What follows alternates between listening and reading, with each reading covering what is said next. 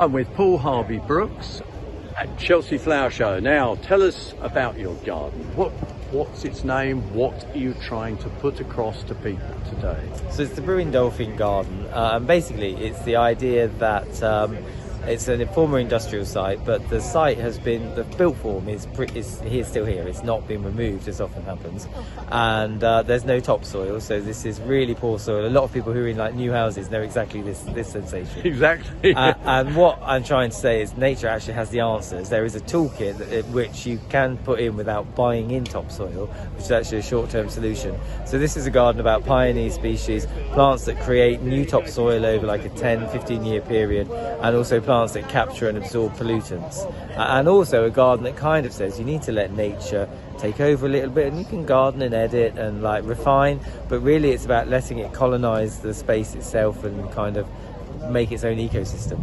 Now, Paul, let's have a look at what you've just mentioned there. You've got a mixture of plants here.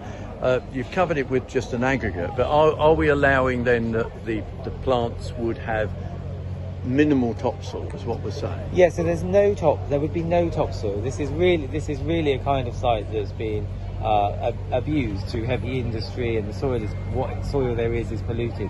So what we're really looking at is plants which will colonise naturally on poor soils, Buddleia, Sambucus, Verbascum, things like that, and then through those plants comes a small layer of new soil, and then other plants will establish themselves, literally seeds from the air.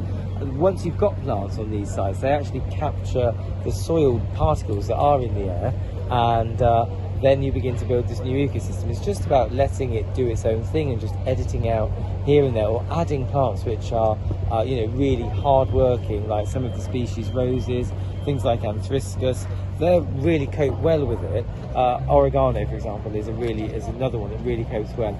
And then you just kind of let it do its own thing and just edit, add, take away as you want.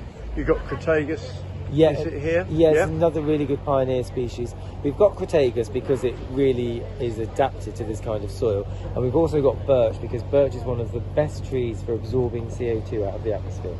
It absorbs it at a much higher rate than any other tree. And you've got some, is it hazel over there as well? Yeah, hazel, again, a pioneer species, heavy herbaceous foliage, so that when that drops, it literally drops where it is, the wind doesn't carry it away.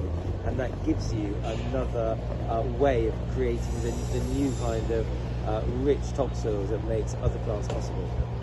Well, I hope that it's an inspiration to people to to look at it, get an idea, because I think that the point you said is really poignant about new houses, which give you dreadful soil. Yeah, and I think one of the things which just annoys me as someone who loves plants more than like being a designer is that if you don't know plants very well, you go to the garden centre, you're seduced by amazing plants, they don't actually grow where you are, and then you get disheartened, whereas there are really beautiful plants that will work, and then the next layer of planting comes a little bit later, and that makes it gardening available to everybody.